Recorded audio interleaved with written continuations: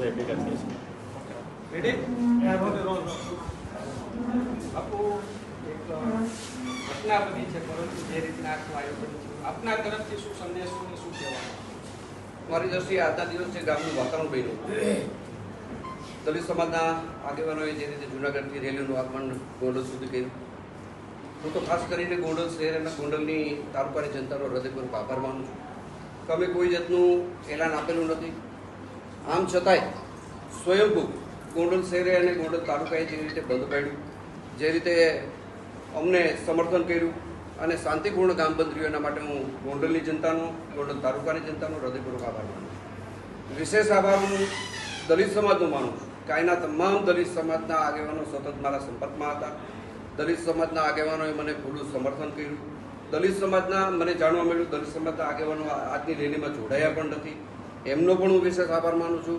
અને ખાસ કરીને ફરીથી મારી જનતાનો, ગોંડલ અને શહેરની જનતાનો હૃદયપૂર્વક આભાર માનું છું. અને જે રીતે ગોંડલનું વાતાવરણ, જે ભાઈચારાનું વાતાવરણ છે, આ વાતાવરણ કાયમી બનશે. અને આના માટે મારો પરિવાર જે રીતે મને જે રીતે પરિવારની જે રીતે પારિવારિક હૂંફ મળે છે સમાજની, દરેક સમાજની, એ રીતે હું અને મારો સમાજ હંમેશા મારા વિસ્તાર અને જોડાયેલા રહું. અને ફરીથી હું બધાનો હૃદયપૂર્વક આભાર માનું. બાપુ જયરાજસિંહ બાપુને છંછેડવાનો પ્રયત્ન આજે થયો. આ તો લોકો ભાઈ રેલી છે, સભા છે, સરગત છે, આની અંદર કોઈ આ રીતે બોલતું હોય, એનાથી એનું લેવલ અને મારું લેવલ, પહેલા લેવલમાં ઘણો બધો તફાવત પડે છે. એટલે આવા લોકોને મને લાગતું નથી કે મારે જવાબ દેવો જોઈએ. આવતા દિવસોની અંદર જે કાંઈ પ્રેસ મીડિયામાં ચાલ્યું છે એની પણ હું અત્યારે તમને વાત કરું છું. પણ એ તો ગોંડલની જનતા જવાબ દેશે. મારે કે મારા ગણેશે એનો જવાબ નથી દેવાનો. ગોંડલની જનતા સમયમાં જવાબ આપશે. અને વિશેષ એ પણ કહી દઉં, અત્યાર સુધી જે મીડિયાની અંદર ચાલ્યું છે એ એક તરફી બધું આવ્યું છે કે ભાઈ અહીં આવું છે, અહીં તેવું છે. એલાન આપ્યા વગર કે ગામ જ્યારે બંધ રહે છે, દરેક સમાજનું મને સમર્થન મળે છે, મને દલિત સમાજનું સમર્થન મળે છે. ત્યારે નરી વાસ્તવિકતા તમે બધા પણ મિત્રો જોઈ શકો છો કે ગોંડલની વાસ્તવિક પરિસ્થિતિ શું છે. અને આવતા દિવસોની અંદર જનતા એનો સૂર વ્યક્ત કરવા માટે જનતા ભેગી થવાની છે. આમ સમાજ ભેગો થવાનો છે. અને એમાં ગોંડલની જે બદનામી થઈ છે એની ચર્ચા જનતા કરવાની છે. અને મને લાગે છે કે ગોંડલનું સર્ટિફિકેટ કોઈ અમદાવાદથી પ્રેસ મીડિયાના મિત્રો આપી દે, કોઈ ફલાણા ગામથી આપી દે, કે કોઈ મીડિયા ચેનલ આપી દે એટલે ગોંડલ બદનામ થઈ જાય છે, અથવા તો ગોંડલને સારું કહી દે તો સારું થઈ જાય, આવું હું કંઈ માનતો નથી. પણ અહીંની લોકો જો વાત કરવામાં આવે તો ગોંડલની જનતા જ આનો જવાબ આપે મને વ્યાજબી લાગે છે.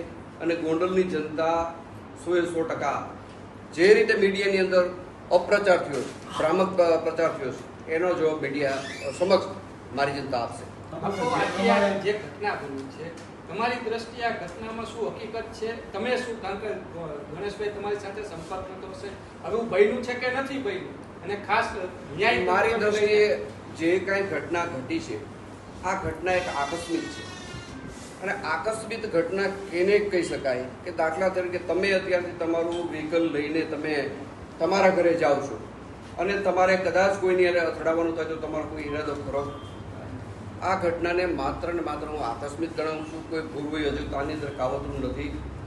જે જૂનાગઢનો દલિત પરિવાર છે એની યાર મારે પારિવારિક કોઈ વાંધો નથી, મારે પેઢી દર પેઢીનું કોઈ વેરજે નથી. આ લોકોને હું કોઈને ઓળખતો પણ નથી. ગણેશ પણ એને ઓળખતો નથી. મેં તમને કીધું એમ આ ઘટના માત્ર ને માત્ર આકસ્મિક ઘટેલી છે. બાપુ આજે જાહેર મંચ ઉપરથી આપના નામ જોગ, આપના પરિવારના નામ જોગ એક ચેલેન્જ ફેંકવામાં આવે છે કે અમને ભારતીય જનતા પાર્ટી સાથે વાંધો નથી, કોઈ સમાજ સાથે વાંધો નથી, પરંતુ જયરાજસિંહ બાપુ અને પરિવાર સાથે અમને વાંધો છે. આવો વાંધો જો કોઈને મારી હારે હોય તો મને એમાં કંઈ ફેર નથી પડતો. આવો વાંધો મારી હારે હોય તો મારે એનો કોઈ જવાબ દેવાનો થતો નથી. મારી હારે એવો વાંધો ચાલુ રાખે, મને એનો વાંધો નથી. બાપુ સેટલમેન્ટ માટે રૂપિયા આપવાની પણ વાત કરવામાં આવી હતી કે આના માટે સેટલમેન્ટ હું ક્યારેય કરું નહીં. સેટલમેન્ટ માટે મેં કોઈ રૂપિયાની ઓફર કરેલી નથી.